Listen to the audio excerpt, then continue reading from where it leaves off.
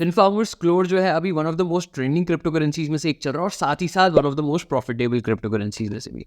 तो ठीक है, डेफिनेटली एक प्रॉफिटेबल क्रिप्टो करेंसी है। माइनर की तो ड्यूटी बनती है ना प्रॉफिट को ग्रैब करना।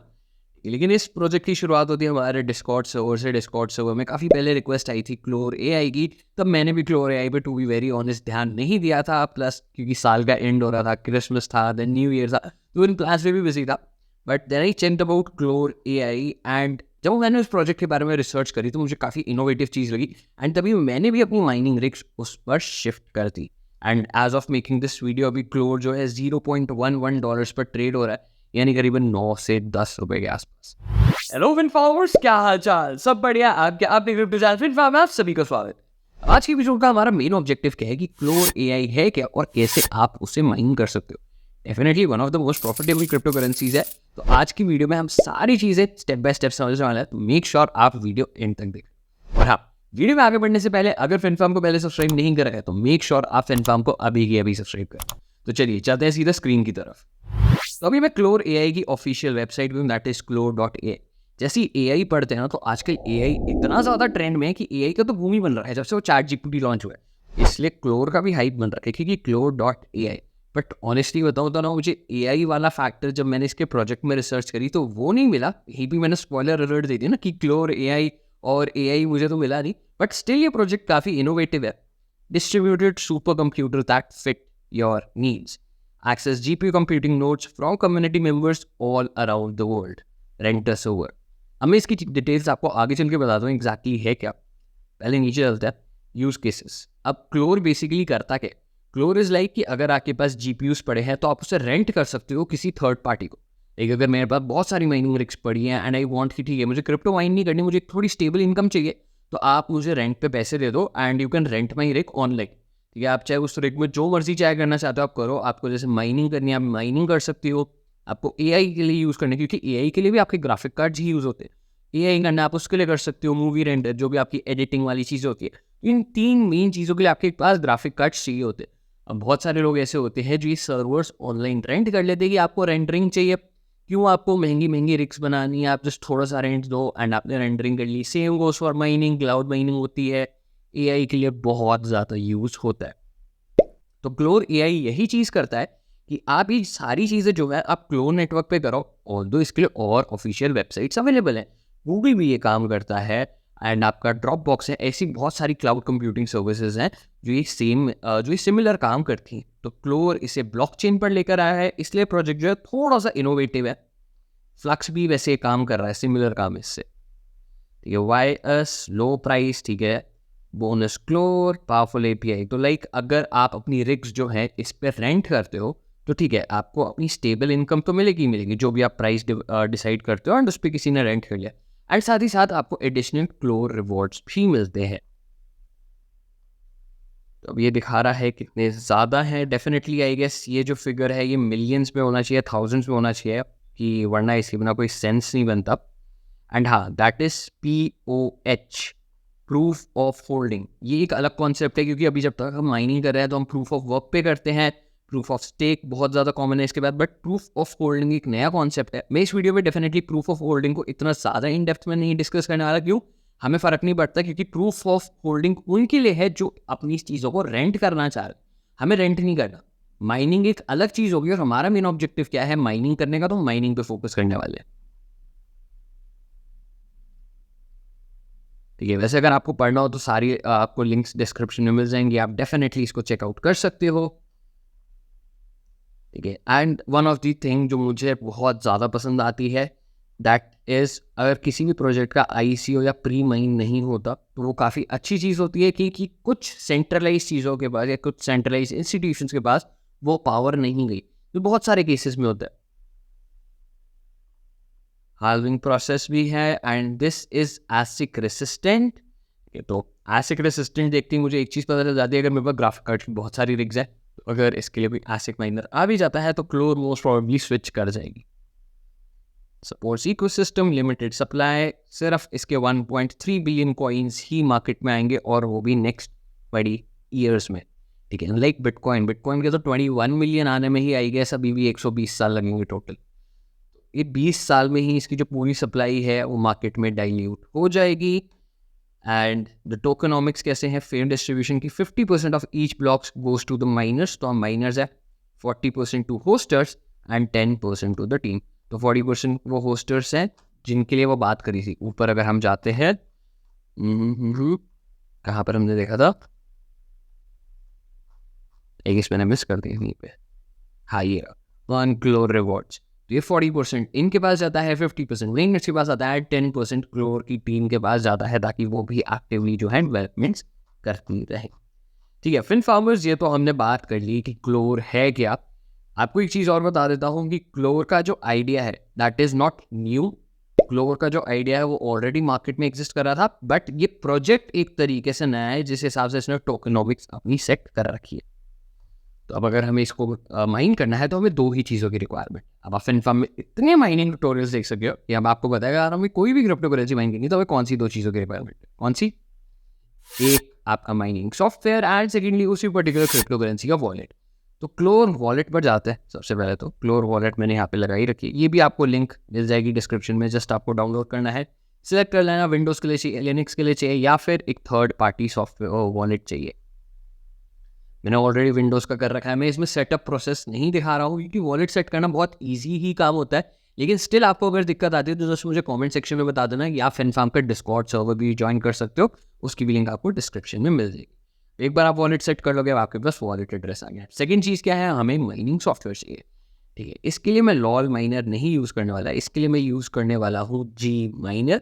जी माइनर की भी आपको लिंक डिस्क्रिप्शन में मिल जाएगी। जी माइनर आपका एनवीडिया के लिए ज़्यादा अच्छा है। अगर आप AMD के कार्ड्स यूज़ कर रहे हो तो आई रिकमेंड आप TRX माइनर पे चले जाओ या रेड माइनर पे चले जाओ, टीम रेड माइनर पे। तो दोनों आपके AMD कार्ड्स पे भी बहुत इजीली काम कर जाते हैं।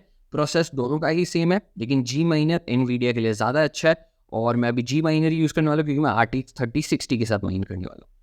तो मैं माइनर ऑलरेडी जो है डाउनलोड करके एक्सट्रैक्ट कर चुका हूँ।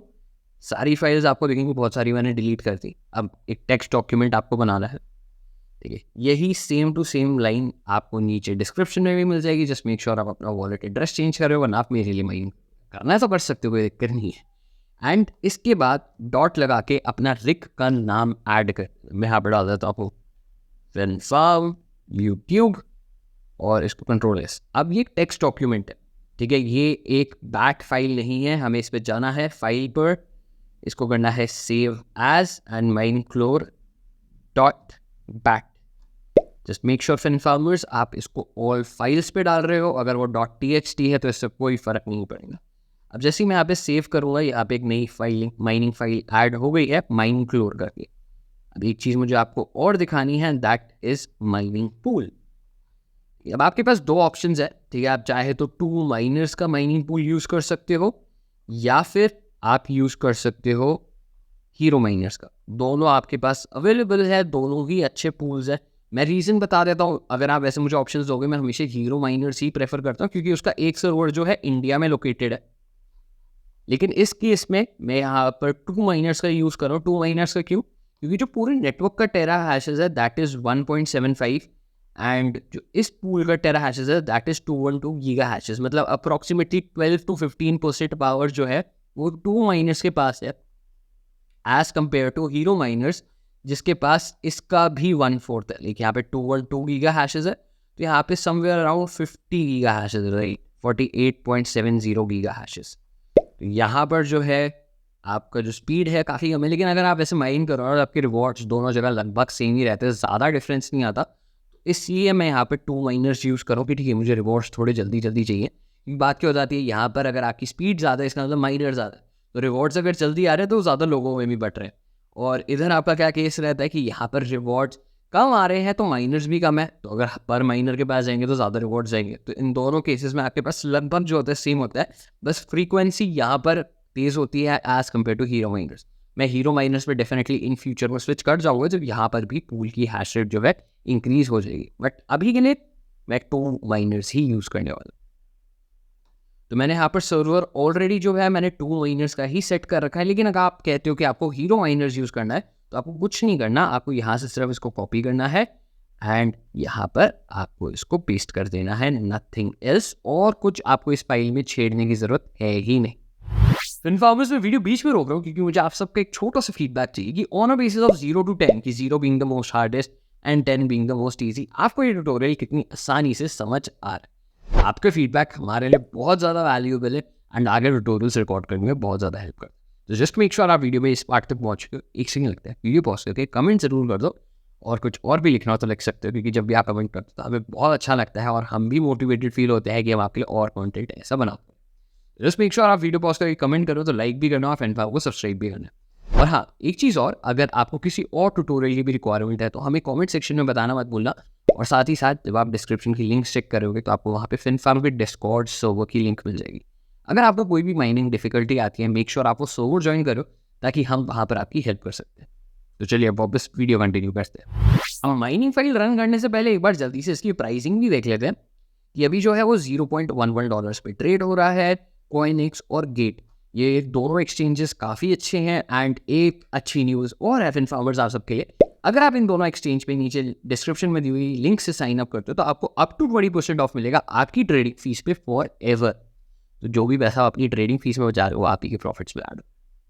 वैसे लिक्विडिटी वाइज गेट पे ज़्यादा लिक्विडिटी है, लेकिन मैं स्टिल कॉइनएक्स ज़्यादा प्रेफर करता हूँ एज़ कम्पेयर टू गेट, क्योंकि गेट के जो विड्रॉल्स फीस वगैरह है वो काफ़ी ज़्यादा है एज़ कम्पेयर टू कॉइनएक्स। इसलिए मुझे कॉइनएक्स इन मामलों में काफ़ी अच्छा लगता है, इसलिए मैं कॉइनएक्स ज़्यादा प्रेफर करता हूँ। लेकिन अगर आप साइन अप करते हो तो आपको दोनों एक्सचेंजेस पे अप टू 20% ऑफ मिल जाएगा।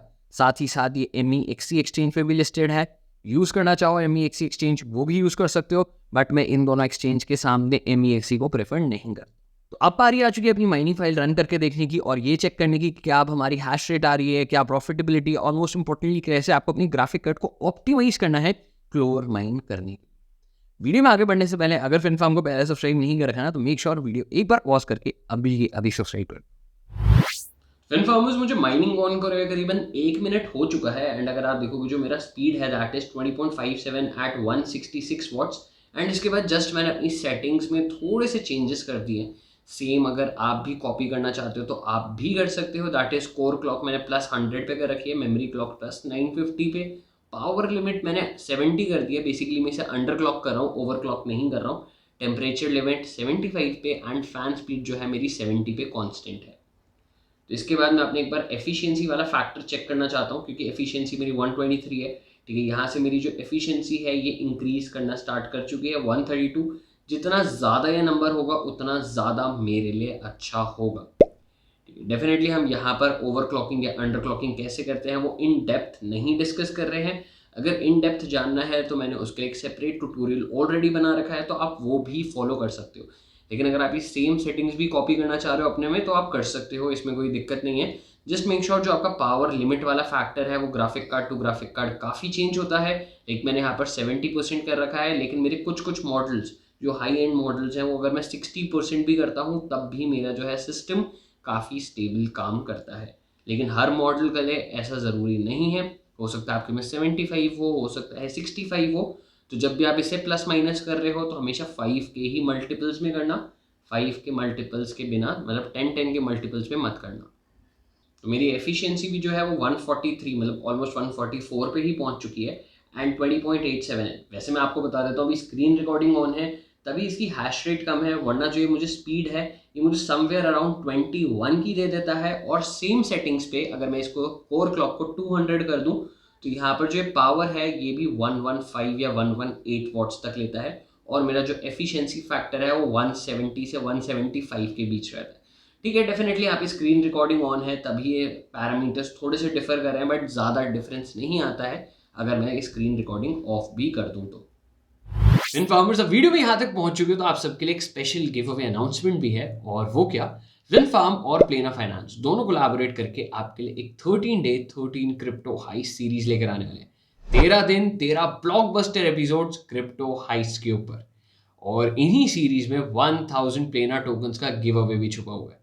जैसे ही पहला एपिसोड रिलीज होगा, जो कि आज से एग्जैक्टली 4 दिन बाद जाके रिलीज होने वाला है, उसी के साथ सारी इन्फॉर्मेशन भी रिलीज हो जाएगी कैसे आप ये 1000 प्लेना टोकन्स का गिव अवे क्लेम कर सकते हो। ऑलरेडी इन्फॉर्मर्स, अब आज के एपिसोड में बस इतना ही। अब वीडियो में यहाँ तक पहुंच चुके तो बिना लाइक करे बगैर नहीं जाना, और ऐसी और कंटेंट के लिए फिनफार्म को अभी की अभी सब्सक्राइब कर लो। हम फिर मिलेंगे एक नए एपिसोड के साथ।